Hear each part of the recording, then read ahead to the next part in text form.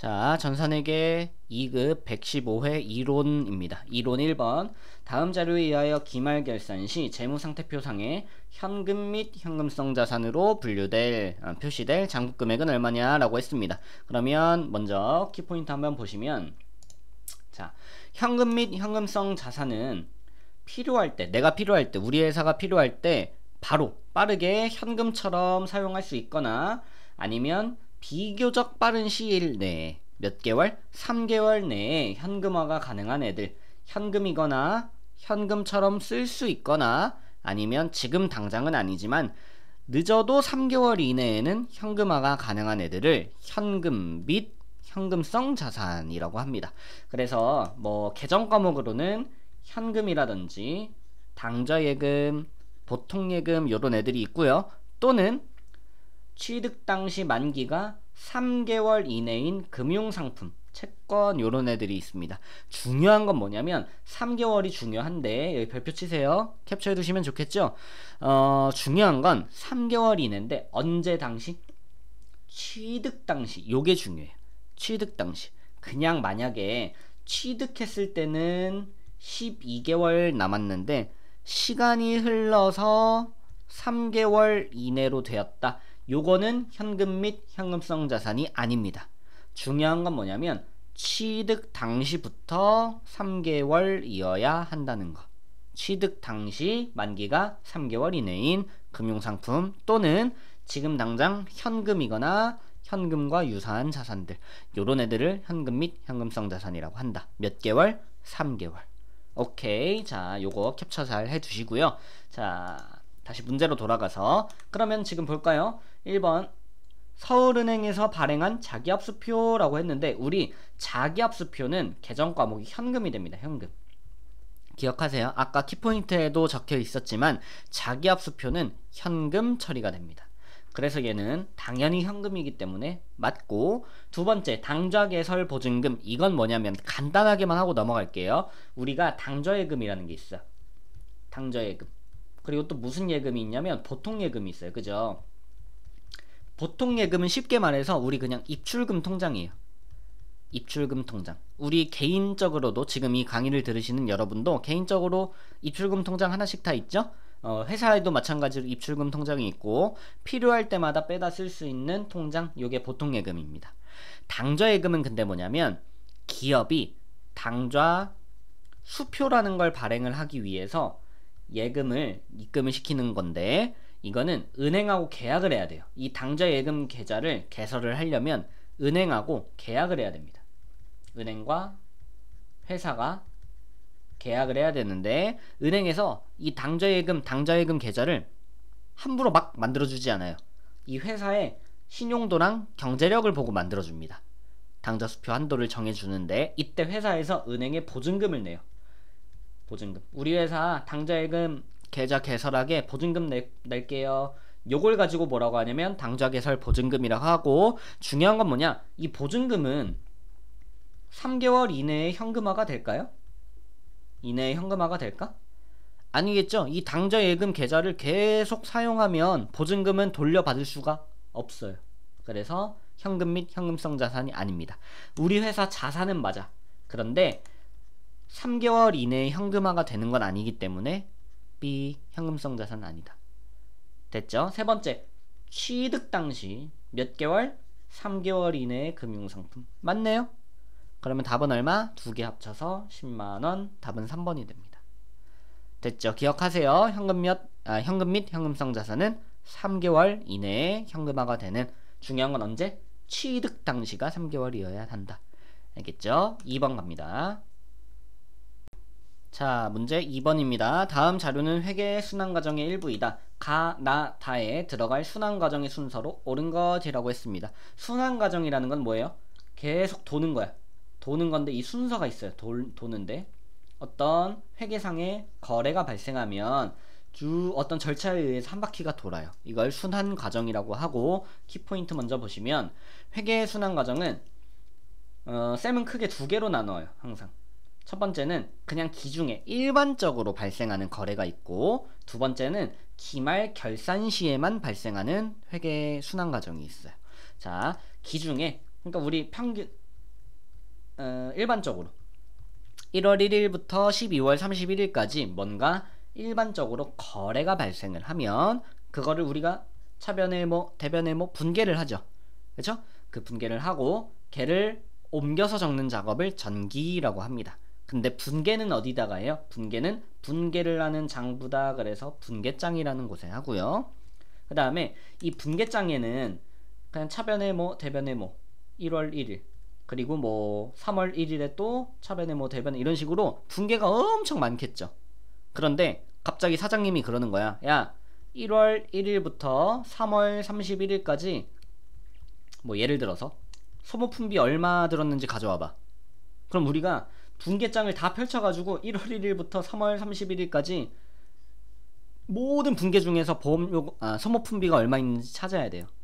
분계를 하나하나 다 뜯어봐야 되니까 힘들겠죠. 시간도 많이 걸리고. 그래서 이걸 분계를 좀 편하게 볼 수 있기 위해서 총계정 원장이라는 것에 모든 계정이 적혀있는 장부 총계정 원장이라는 곳에 옮겨 적는다. 그래서 그걸 뭐라고 하냐면 전기라고 해요. 여기에는 편하게 볼 수 있어요. 여기에 들어가면 계정 과목별로 보험료는 얼마, 뭐 상품 매출은 얼마 이런 식으로 편하게 볼 수 있어. 이게 총계정 원장이다. 그래서 한 번 거래가 생기면 거래 발생, 분계, 전기 여기까지 한 바퀴 돌아요. 계속 거래가 한 번 발생할 때마다. 그리고 우리가 이제 결산 절차 12월 31일에 장부를 작성하고 마감하기 위해서 그리고 보고를 하기 위해서 결산이라는 걸 하는데 결산 절차는 이렇게 됩니다. 요 1번이 지금 요게 축약이 된 거예요. 1년 내내 요런 애들이 축약이 됐다가 결산 절차 때부터는 요런 애들이 이렇게 한 바퀴 돕니다. 그래서 첫 번째는 뭐라고 하냐면 시산표를 작성하는데 수정 전 시산표를 작성하고요.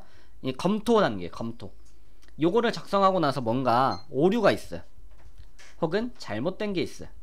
그러면 수정을 해야겠죠?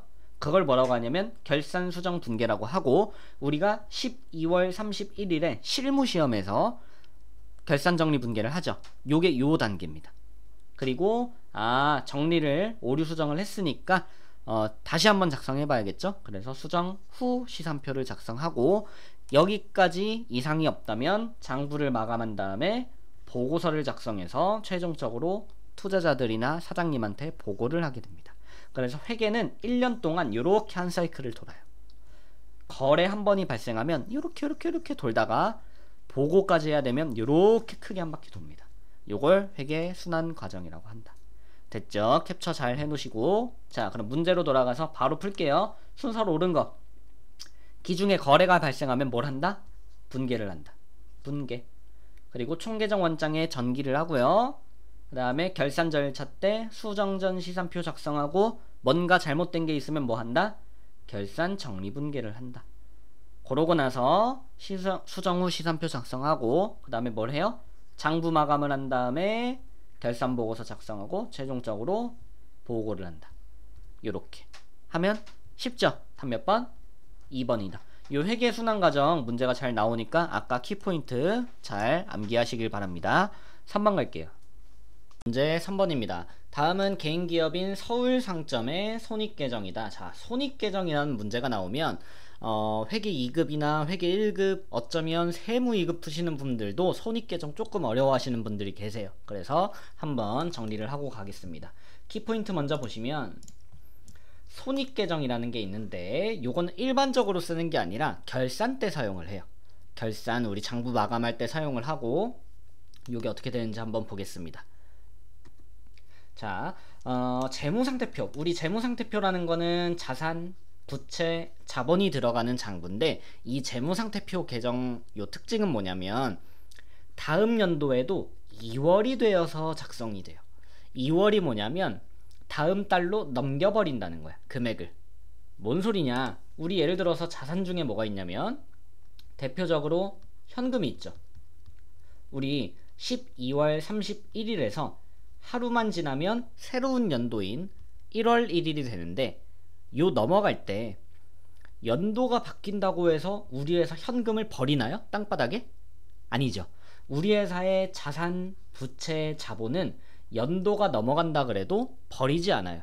그대로 다음 연도에도 2월에서 끌고 가서 장부를 이어서 작성을 합니다. 뭔 소리인지 알겠죠? 그치? 우리 회사 자산 버리지 않으니까. 그런데 손익계산서에 있는 수익과 비용 계정들은 다음 연도로 이월하지 않고 버려요. 버려.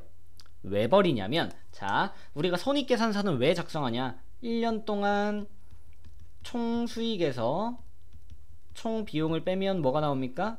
요때 이 당기순이익은 1월 1일부터 12월 31일까지 우리 회사가 얼마나 벌어먹었냐, 요거 물어보는 거예요. 그러면 새로운 연도가 시작이 되면 또 새로운 연도의 1월 1일부터 12월 31일까지 새로 계산해야겠죠. 0원부터 새로 계산해야겠죠. 이제는 연도가 바뀌니까 작년에 얼마나 벌어먹었는지 중요하지 않은 거야. 올해 또 얼마나 벌었는지 새로 0원부터 시작을 해야 돼요. 그래서 손익계산서에 들어가는 수익이나 비용은 이월하지 않아요. 그래서 어떻게 해야 된다? 버려야 된다. 버려야 된다. 자, 수익은 원래 어디 있을까요? 원래 수익의 발생 대변에 있습니다. 그럼 비용은요? 원래 어디 있어요? 차변에 있습니다. 얘네들을 어떻게 한다고? 버린다. 그럼 어떻게 하면 되냐면, 원래 수익은 대변에 있으니까 차변으로 버려요. 원래 비용은 차변에 있으니까 대변으로 버려요. 요렇게. 그래서 밑에 예시 보시면 보험료라는 비용은 원래 차변에 있죠. 비용이니까. 그래서 어디로 버려요? 대변으로 버려. 상품 매출이라는 수익은 반대로 원래 대변에 있다가 어디로 버려? 차변으로 버려요. 그래서 지금 이렇게 대변의 보험료 만원, 차변의 상품 매출 3만원 이렇게 버리는 거예요. 그런데 문제는 뭐냐면 반대변에 쓸 게 없어요. 마땅히 뭐 현금이나 보통예금이나 이런 거 한 게 아니란 말이야. 그죠? 그래서 어떻게 하냐면 요때 마땅히 쓸 게 없으니까 일단은 손익이라고 쓰는 거예요. 손익. 여기 0 하나가 더 있죠. 이렇게. 그죠? 손익 이렇게 쓰시는 거예요. 그러면 어떻게 되냐면, 자, 손익 계정에 지금 요게 손익 계정이라고 쳤을 때 차변에 만원 생겼죠. 만원. 대변에 3만원 생겼죠. 3만원. 그러면 우리 대차 평균의 원리에 의해서 여기 2만원 뭔가 더 채워줘야겠네요. 그죠? 그래서 요거 정리가 어떻게 되냐면, 다음 장 가볼게요. 우리가 지금 차변과 대변이 다르다는 얘기는 무슨 소리냐면, 1년 동안 당연히 모든 수익이랑 모든 비용이 금액이 같을 수가 없겠죠. 정말 우연치 않는 이상 수익하고 비용이 다르겠죠. 당연히 금액이 어떤 거 둘 중에 하나 크겠지. 그래서 항상 손익계정은 대부분 차변과 대변 금액이 같을 수가 없어. 아까 그 상황이었죠. 이때 차액은 뭘로 처리하냐면, 차이 나는 금액은 자본금 계정으로 처리를 한다. 왜요? 우리 수익과 비용이 같지 않다는 얘기는 뭐냐면, 당기순 이익이나 또는 당기순 손실이 발생했다, 요 얘기예요. 그죠? 그래서 만약에 수익이 뭐 예를 들어서 만원인데 비용이 2,000원이라서 만약에 당기순이익이 8,000원이 나왔다, 이러면 어때요? 우리 회사 자본금이 늘어나겠죠. 그래서 그때 요럴 때 방금 앞에 예시였는데 상품 매출 수익이 3만원이고 보험료 비용이 만원이니까 당기순이익 얼마? 2만원이다. 자본금 요렇게 적는 거예요. 자본금이 늘어나니까. 그럼 여기에서 조금 공부를 열심히 한 학생들은 뭘 느껴야 되냐면, 선생님 자본금이 차변에 오면, 지금 요게 손익계정 T계정이에요. 자본금이 차변에 오면 자본금이 감소하는 거잖아요. 근데 왜 이익이에요? 이익이면은 자본금이 증가해야지. 요렇게 만약에 의문을 가지고 있다면 정말 공부를 열심히 잘하고 계신다.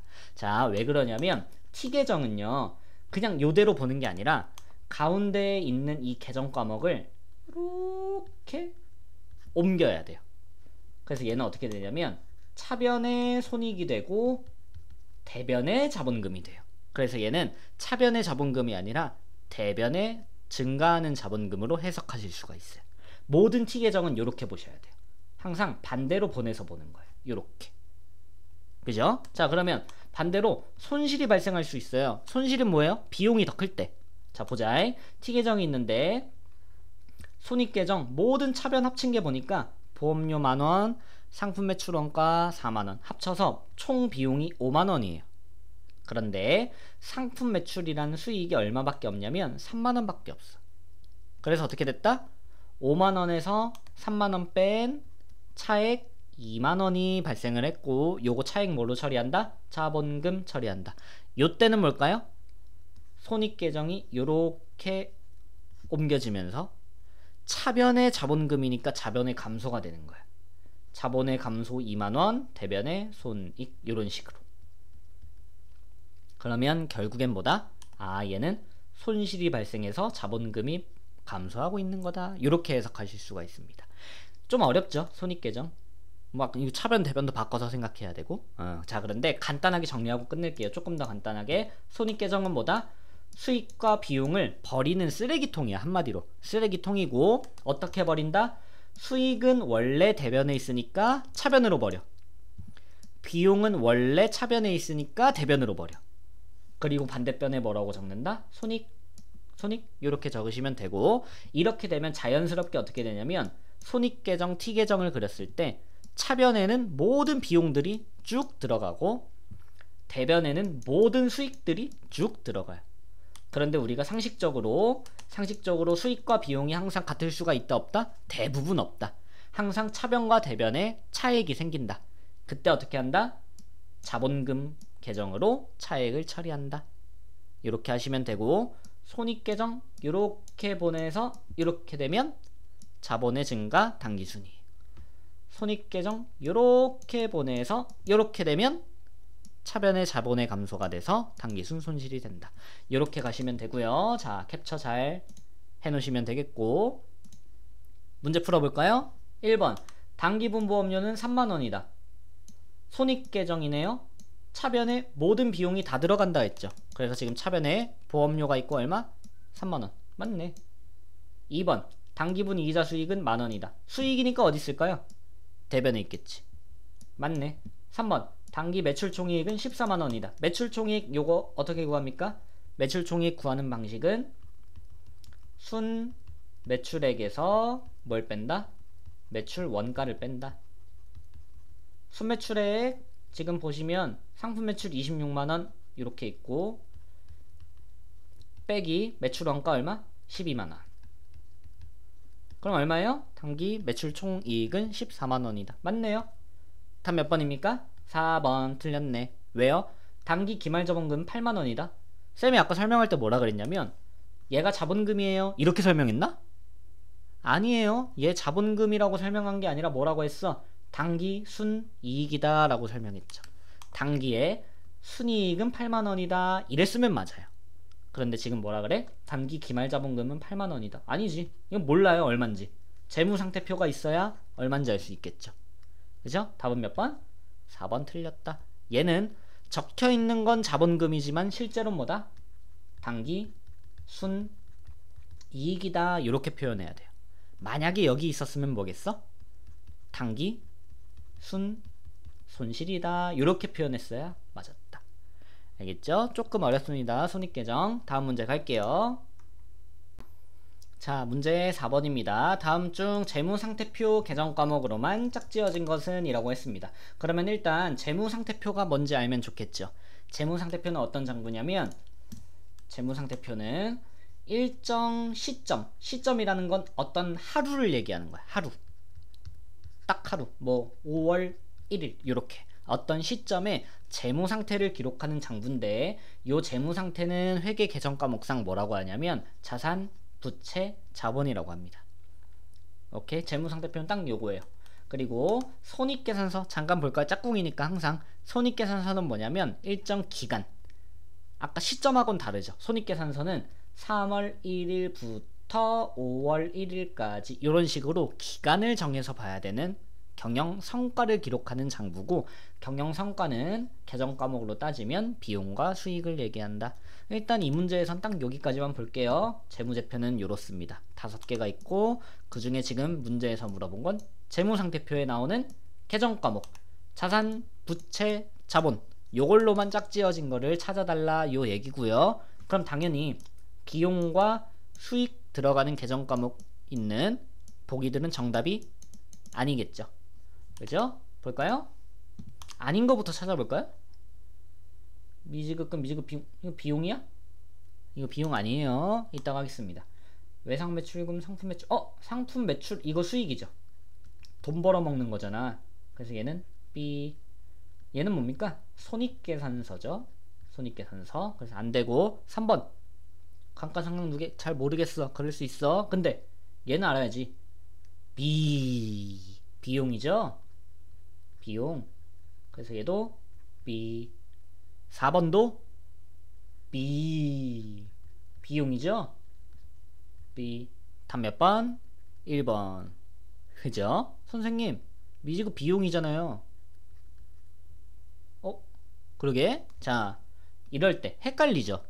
어떻게 하시면 되냐면, 우리 시험보는 회계 프로그램에 계정 과목 및 적요 등록이라는 메뉴가 있어요. 여기 들어가서 우리 이 문제 알죠? 여기 들어가서 막 적요 등록도 하고 계정 과목 등록도 하고 하시는 이 메뉴에서 컨트롤 F 하나씩 쳐보면 돼. 미지급금 여기 뭐라고 나오냐면 이렇게 보시면 돼요. 잘 안 보이나? 이렇게 보시면 돼요. 아, 얘는 유동부채구나. 그러면 자산, 자본, 부채에 해당하는 재무상태표 계정이고, 그죠? 그 다음에 또 뭐예요? 문제가 된 미지급 비용. 쳐볼까요? 컨트롤 F 미지급 비용 엔터. 그러면 262번 미지급 비용은 뭐냐면 얘도 유동부채예요. 얘도 부채네. 아, 그냥 비용인데 미지급한 거야. 그래서 미지급했으니 나중에 지급을 해줘야겠죠. 그래서 빚, 부채입니다. 그쵸? 얘는 뒤에 비용보다는 앞에 미지급에 조금 더 주목을 해주셔야 된다는 거. 치사하죠? 이런 문제 나오면. 그래서 우리도 치사하게 검색을 해서 맞추시면 된다. 어떤 문제들? 이런 식으로 계정 과목들이 나오는 문제들이 있어요. 얘네들은 계정 과목 및 적요 등록 이 메뉴에서 항상 검색해서 풀 수 있다. 오케이. 답은 몇 번? 답은 1번입니다. 됐죠? 다음 문제 가볼게요. 자, 아이고, 문제 5번입니다. 다음 중 결산 시 차기 2월로 계정을 마감하는 계정 과목에 해당하는 것은? 이라고 했는데 이게 뭔 뜻이냐? 차기 2월이라는 건 무슨 뜻입니까? 차기는 언제? 내년. 좀 글씨가 내년. 2월은 뭐야? 넘기다. 합치면 뭐가 돼요? 내년으로 넘기라 라는 얘기예요. 뭔 소리야? 버리지 말란 얘기야. 버리지 않고 내년으로 끌고 가다 이 뜻입니다. 차기 2월이라는 것. 끌고 가다 요 뜻이에요. 자, 이거 아까 언제 설명했냐면 위에 3번 문제 할 때 설명했거든요. 3번 문제에서 손익계정 하면서 설명했습니다. 자, 손익계정 1페이지만 띄워볼게요. 간단하게 뭐라 그랬냐면 재무상태표 계정 자산, 부채, 자본은 2월 한다 그랬고요. 손익계산서 수익, 비용은 2월 하지 않는다 그랬어요. 오케이? 왜인지는 3번에서 설명했으니까 넘어갈게요. 자, 결론적으로 봤을 때 자산, 부채, 자본 2월 한다. 수익, 비용 2월 안 한다. 문제에서 뭘 물어봤냐? 2월 하는 거. 2월 하는 거. 그러면 자산, 부채, 자본 셋 중에 하나를 찾아야 되고요. 요거 4개 중에 자산, 자본, 부채 해당하는 답 몇 번? 4번입니다. 모르시면 어떻게 찾아? 선생님 얘네가 수익인지 비용인지 자산인지 부채인지 어떻게 알아요? 아까 4번에서 했죠. 이거는 계정 과목이 나오면 어떻게 한다? 프로그램에서 계정 과목 및 적요 등록에서 컨트롤 F 찾으면 돼요. 얘가 수익인지 비용인지. 이렇게 1번부터 4번까지 검색을 쭉 해보시면 미수금이 자산으로 나옵니다. 1번 이자수익은 수익이고요. 임차료, 요금 할 때 료예요. 비용이고, 통신비, 비용이고. 답 몇 번? 4번. 요렇게. 쉽죠? 6번 갑니다. 자, 문제 6번입니다. 다음 중 일반적으로 유형자산의 취득원가에 포함, 여기 네모치세요. 그리고 없는 거네. 틀린 거 찾는 겁니다. 취득원가에 뭘 포함할 수 있냐? 요거 물어보는 건데, 우리가 예를 들어서 어떤 유형자산, 뭐 에어컨이라고 해볼까요? 에어컨을 한 100만원 주고 샀습니다. 100만원. 요게 물건 가격이죠. 그런데 우리가 실제로 에어컨을 사보면 요 100만원만 주고 끝내는 게 아니라 뭐도 있습니까? 기사님 불러서 설치해야 되니까 설치비 들어요. 뭐 한 10만원. 그럼 나는 총 얼마를 줘야 돼? 100만원짜리 물건을 사지만 실제로는 얼마를 줘요? 110만원을 주죠. 그러면 회계상으로는 얘를 100만원이라고 써야 될까? 아니면 110만원이라고 써야 될까? 요걸 좀 고민하게 되겠죠? 그래서 우리가 딱 정했습니다. 요런 상황이 있으니까 어쩔 수 없이 설치비, 이거 설치 안 하면 에어컨 못 쓰죠? 그지? 그래서 내가 어떤 자산을 살 때 걔를 사용할 수 있게 만드는 요런 어쩔 수 없는 비용들은 한 번에 포함을 해서 원가에다가 넣자, 요렇게 약속을 했습니다. 오케이? 자, 요점 정리 보시면 어떤 자산 취득할 때 추가적인 비용들이 있어요. 어쩔 수 없이 들어가는 애들. 뭐가 있어? 아까처럼 상품을 매입하면 운반비가 들고요. 지발로 걸어오진 않으니까, 그죠? 에어컨을 그러니까 비품을 취득하면 설치비 이런 게 들 것이고, 자동차, 차량 운반구 같은 걸 취득을 하면 세금도 내요. 세금 안 내면 못합니다. 자동차 번호판이 안 나와요. 이런 식으로. 그래서 얘네들은 운반비, 설치비, 세금과 공과 이런 비용 처리하지 않고 그냥 그 자산 취득 원가에 포함해버려요. 그 자산 이름으로 똑같이 분기하시면 됩니다. 단, 여기 매우 중요해요. 별표 치세요. 단기 매매 증권 나오는 문제가 있어요. 그때 얘를 주식이니까 주식을 취득하면 수수료를 냅니다. 그때 이 수수료는 포함하지 않아요. 요것만, 단기 매매 증권에 대한 수수료만 포함하지 않아요. 나머지는 다 포함해요. 오케이. 요거 진짜 정말 중요해요. 많이 나옵니다. 회계 2급에서. 강의를 열심히 안 들으시면 이런 건 모르겠죠? 자, 뿅 가서 문제 풀어볼까요? 유형자산의 취득원가 포함 안 되는 겁니다. 1번 설치비 된다 했잖아. 취득세, 세금 안 내면 못 써요. 그 물건 내야 됩니다. 취득 시 발생한 운송비, 아까 우리 운송비 된다 그랬어. 다음 몇 번? 4번. 얘는 뭐 때문에 안 될까요? 얘는 보유 중이잖아. 이거 안 돼요. 보유 중에 발생하는 건 안 됩니다. 무조건 살 때, 설치 살 때 하겠죠? 구입할 때 취득원가에 포함이 되고, 내가 보유하면서 일반적으로 수선유지비, 수선유지라는 건 그냥 일반적인 수리 얘기하는 겁니다. 수리, 요런 비용은 포함하지 않아요. 그냥 수선비라는 비용 처리를 합니다. 알겠죠? 다음 몇 번? 4번. 7번 갑니다. 자, 문제 7번입니다. 다음 중 판매비와 관리비에 해당하는 걸 모두 골라라 라고 했습니다. 이 문제 그냥 엄청 쉽게 풀 수 있어요. 어떻게 풀 수 있냐면 K랩 프로그램에서 계정 과목 및 적요 등록 가서 하나하나 다 쳐보면 돼요. 컨트롤 F 이자 비용. 이자 비용 영업의 비용이네. B 판매비와 관리비 찾아야 되니까. 근데 이렇게 쉽게 풀면 재미도 없고 공부하는 의미가 없겠죠. 자, 원리를 알아야지. 뿅. 판매비와 영업의 비용, 판관비와 영업의 비용, 요 차이를 한번 간단하게 알아볼게요. 판매비와 관리비는 뭐냐면 우리 회사가 돈을 벌기 위해서 영업활동을 해요. 그러니까 우리 회사는 상품을 사고 팔거든요. 전산회계 2급은 상품을 매입을 하고 매출을 하면서 이익이 발생합니다. 전산회계 2급은 요게 영업활동이에요. 이 활동에 직접적으로 연관이 되고 필요한 비용들을 판매비와 관리비라고 합니다. 대표적으로 어떤 애 있냐? 직원급여. 직원 있어야겠죠? 세금 내야지, 보험료 내야지, 월세 내야지, 그 다음에 비품이나 건물, 차량 운반구 얘네들을 사용하면 감가상각비라는 비용도 발생해요. 이렇게 영업활동, 우리가 상품 사고 팔고 할 때 필요한 비용들을 판매비와 관리비라고 한다.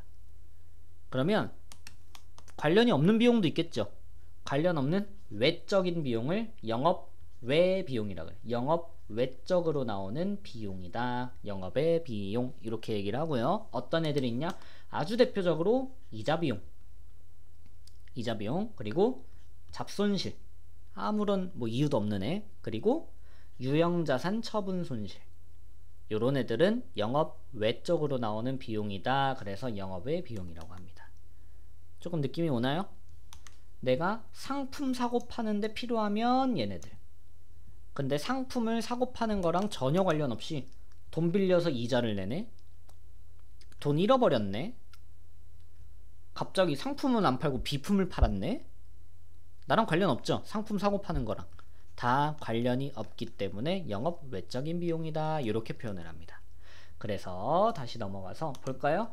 검색을 안 해도 풀 수 있어. 그러면 판매비와 관리비 해당하는 거, 아까 이자 비용 대표적인 영업 외 비용이라 그랬다. 유형자산 처분 손실 B. 우리는 상품을 팔아야지 유형자산을 파는 게 아닙니다. 영업하고 관련 없어요. 복리후생비 어때요? 회사 직원 회식 시켜줘야 될 거 아니야. 그래야 일 열심히 해서 상품 많이 팔지. 해당됩니다. 소모품비? 아니 우리 회사 운영하면서 소모품 써야 될 거 아니야. 당연히 필요하죠.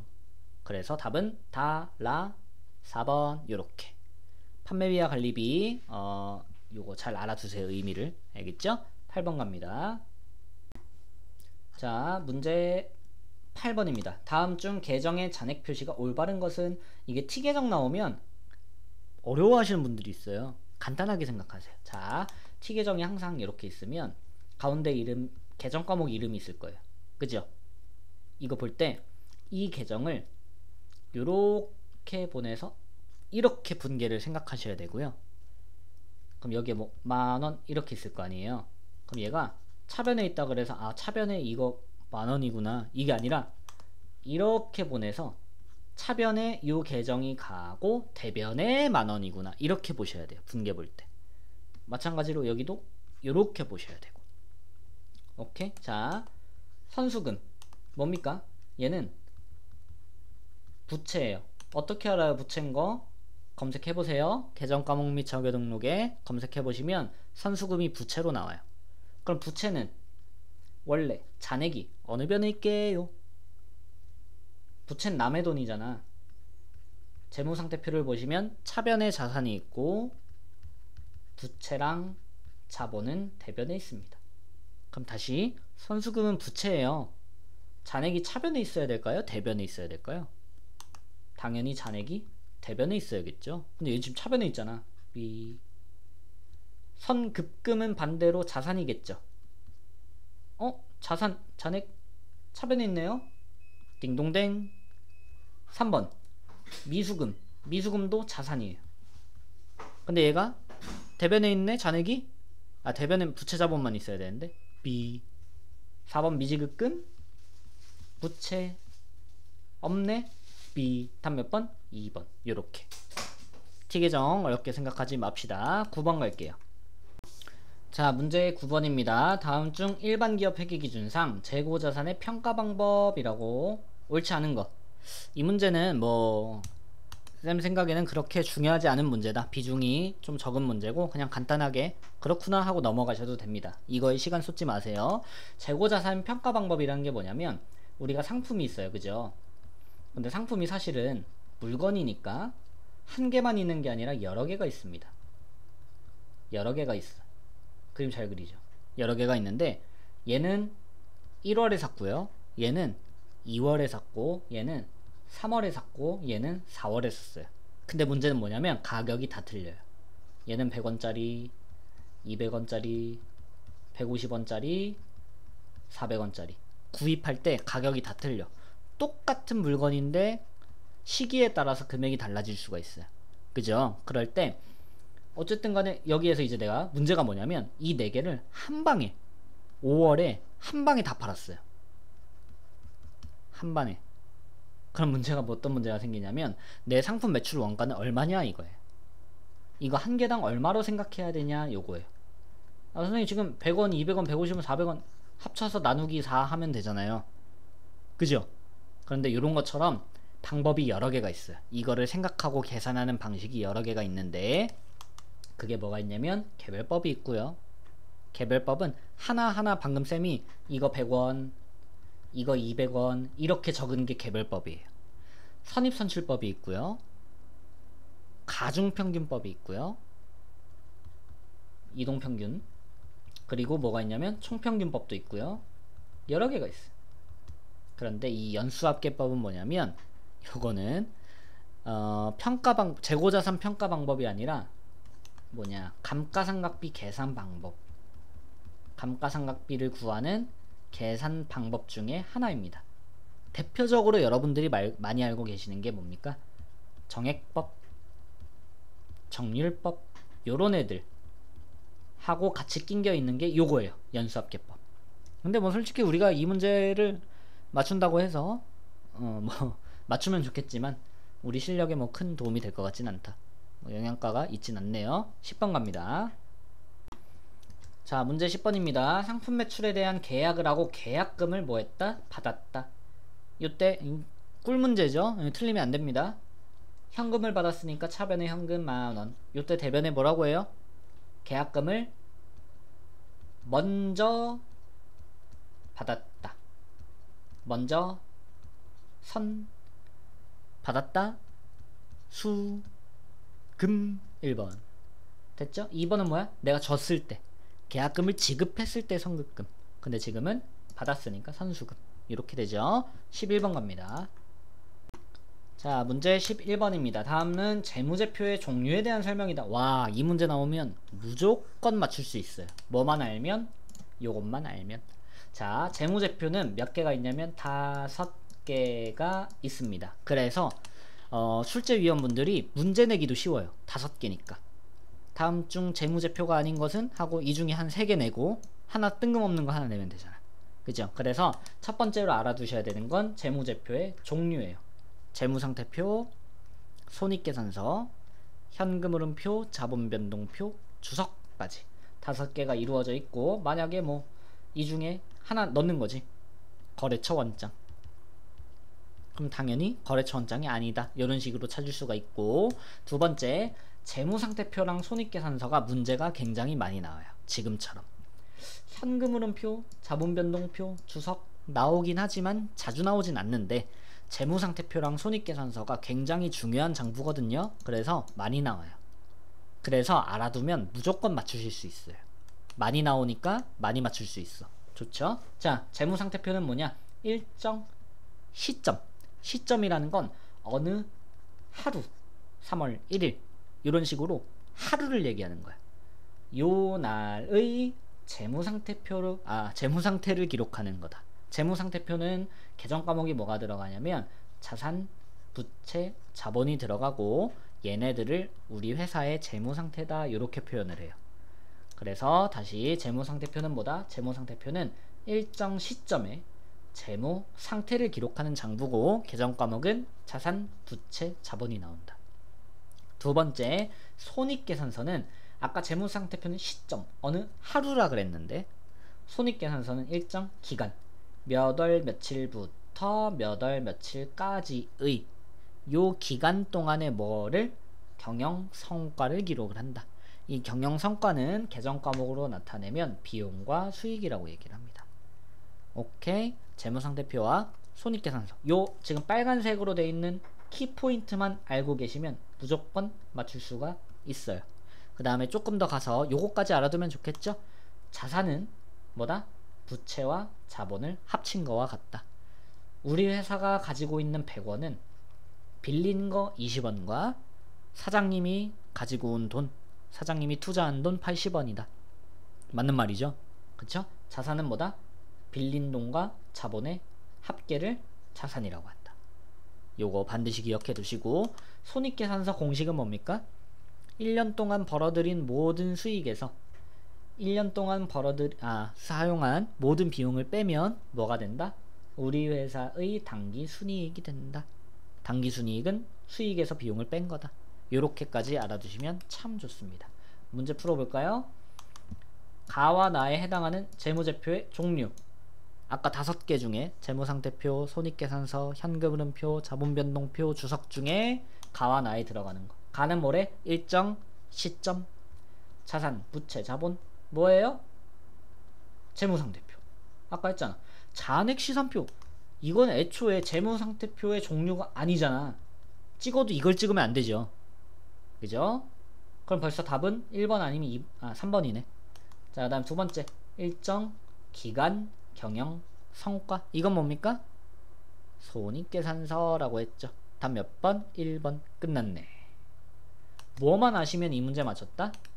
요거 반드시 잘 알아두세요. 특히 재무상태표와 손익계산서. 알겠죠? 다음 문제 갑니다.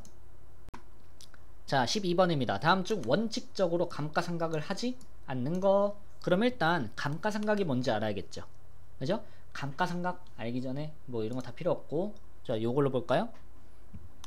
감가상각하지 않는 자산, 유형자산이나 무형자산은 감가상각을 하는데, 이 감가상각이 뭐냐? 가치의 감소, 요거를 숫자로 계산을 해서, 가치의 감소를 숫자로 계산해서 비용 처리하는 거예요. 그만큼. 그래서 감가상각이라고 합니다.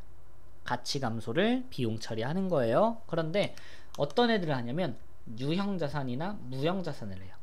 유형자산 아는 거 뭐 있어요? 우리 대표적으로 비품, 차량 문방구, 건물, 토지, 요런 애들. 무형자산은 뭐가 있어요? 영업권, 또 뭐가 있지? 소프트웨어, 뭐 여러 개가 있어요. 하여간에 무형자산 그리고 잘 안 나오죠. 유형자산 자주 나오는데 그 중에도 감가상각을 안 하는 애가 있어요. 뭐가 있냐면 첫 번째 토지, 두 번째 건설 중인 자산입니다. 토지는 왜 안 하냐면 토지는 사람이 만든 게 아니라 좀 자연물이죠. 그러니까 땅이죠. 땅이에요. 토지. 이 위에 건물을 지으면 이건 사람이 만든 거니까 가치가 감소하는데, 토지는 사람이 만든 것도 아니고 내가 이 토지를 뭐 사용한다 그래서 토지가 점점 사라지나? 우리가 토지를 쓰면 쓸수록 우리 토지가 좁아지나요? 그건 아니죠. 가치 감소가 없어요. 토지는.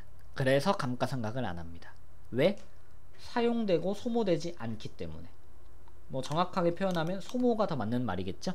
없어지는 애가 아니기 때문에 가치 감소가 없어요. 그래서 감가상각 안 합니다. 아니 못해.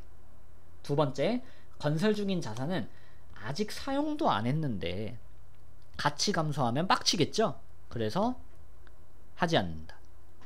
왜? 아직은 건설 중이라서. 얘가 건설이 끝나고 실제로 건물이 돼서 사용을 하면 그때는 감가상각을 하지만, 그게 아니라 아직 짓고 있고 아직 사용하지 않았으니까 어때요? 토지랑 같은 원리예요. 같은 논리야. 아직 사용되지 않고 소모되지 않았으니까 가치 감소가 없다, 이 얘기죠. 그래서 토지랑 건설 중인 자산은 감가상각 안 한다. 볼까요? 감가상각 안 하는 거. 사용하면 가치 감소, 사용하면 가치 감소. 사용 아직 안 했잖아. 아직 건설 중이잖아. 그죠? 답은 3번. 건물 사용하니까 가치가 감소하겠지. 하지만 건설 중인 자산, 아직 건설 중이라 가치 감소할 게 없다. 다음 문제 갑니다. 자, 13번입니다. 다음 자료를 이용하여 상품의 단기 순매입액을 계산하면 얼마냐? 이거는 문제부터 풀어드리고 그 다음에 키포인트 볼게요. 순매입액 어떻게 합니까? 아시는 분들은 바로 풀기 위해서 총 매입에서 매입 할인이라든지 환출이라든지 애누리를 빼면 되고요. 그런데 만약에 내가 구입할 때 들어가는 운반비가 있으면 어떻게 한다? 포함을 해준다 그랬어. 그죠? 그래서 순매입액은 이렇게 계산하시면 되고요. 지금은 요 5만원이 총 매입액이 되겠죠. 나 5만원 매입했는데 거기에 할인, 매입 할인 8,000원 받았으니까 얼마? 순매입액은 5만이 아니라 42,000원. 답 1번. 요렇게 푸실 수 있고, 지금 이 문제는 간단한데 자, 요거 보시면 지금은 엄청 간단하게 이 1단계 구하는 걸로 끝난 거예요. 그런데 진짜 악랄한 문제는 어디까지 가냐면 1단계에서 시작해서 6단계까지 갑니다. 이게 순서대로 가요. 공식이. 이게 여기로 가고요. 그래서 이걸 구하면 이거 어디로 가요? 이렇게 가요. 순매출액 이렇게 가고 계속 연결되죠. 이렇게 계단식으로 계속 가요. 계단식으로. 그래서 우리 회계 공식 요렇게는 다 알고 계셔야 돼요. 전산회계 2급 시험 보러 가기 전에 나 이걸 모른다, 시험 접수를 취소하세요 라고 하면 좀 오바지만, 하여간에 이거는 아시면 굉장히 좋다. 굉장히 좋고, 요거 캡처 해두시고 잘 하시면 되고요. 지금 조금 특별한, 이거는 그냥 사실은 어쩔 수 없긴 해요. 암기긴 한데 조금 특이사항을 집어주자면, 매이백, 순매이백을 구할 때는 운반비를 더하지만 매출액을 구할 때는 운반비를 더하시면 안 돼요. 우리 알죠? 우리가 매입할 때 들어가는 추가적인 비용들은 원가에 포함해 주지만 매출할 땐 포함하면 안 됩니다. 그냥 운반비라고 비용으로 쓰는 거예요. 그래서 요게 차이점이 있고, 나머지는 요거 정도? 문제에서 많이 나오는 거, 판매비와 관리비와 영업의 비용, 요거 두 개를 구분할 수 있냐? 요거 문제가 가끔 나와요. 판매비와 관리비, 아까 했죠? 위에 문제에서 우리 회사 영업 활동에 필요한 비용. 영업 외의 비용은 뭐예요? 영업하고는 관련 없는 비용. 이런 것 좀 구분해 주시면 좋고, 하여간에 결론적으로 얘를 알아야 얘를 구할 수 있고, 얘를 알아야 얘를 구할 수 있고, 다 연결되어 있다는 거. 그래서 싹 다 알아두시면 좋다는 거. 알겠죠? 다음 문제 갑니다.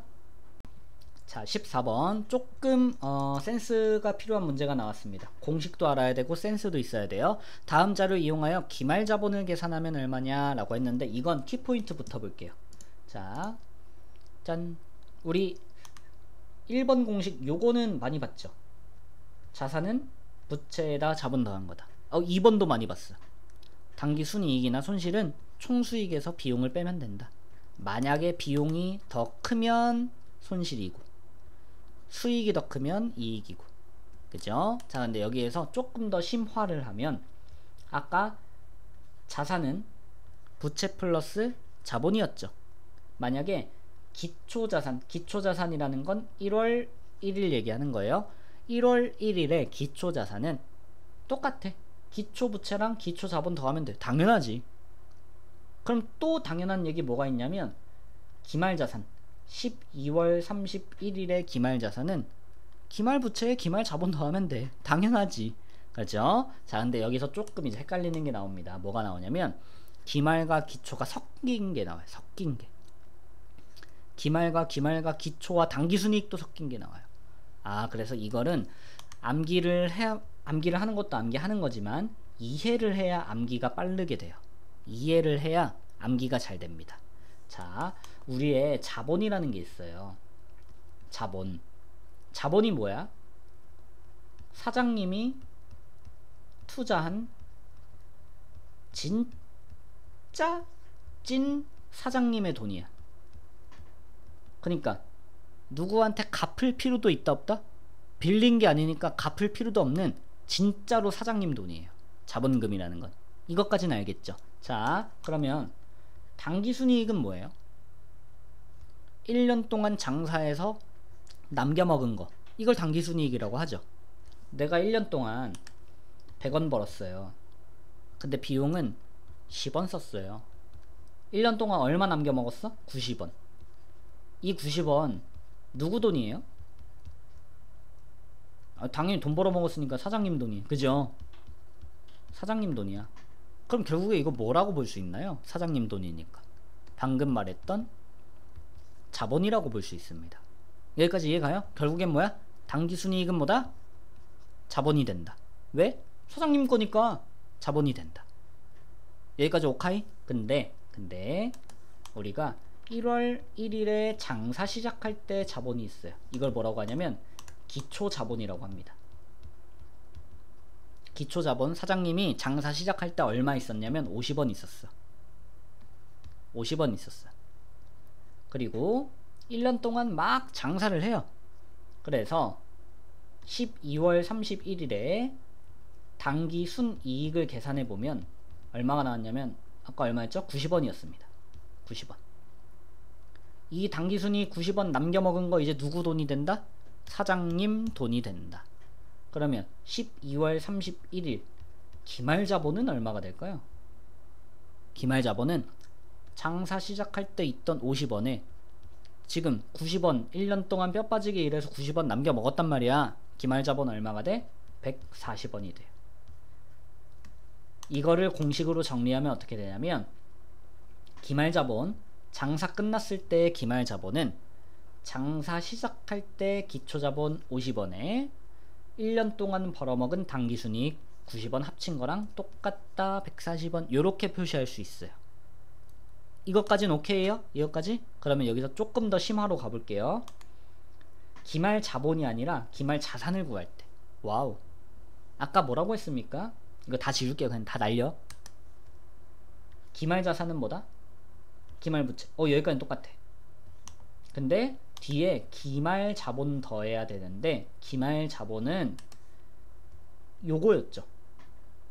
요렇게였죠. 이걸 이렇게 풀어 쓴 거예요. 이렇게 똑같은 게 여기 들어간 거야. 다시 기말 자산은 기말 부채, 기말 자본 더하면 돼요. 근데 가끔 악랄한 문제들은 이 기말 자본이 아니라 기말 자본은 요 공식대로 구한다고 했죠. 요렇게 표현을 합니다.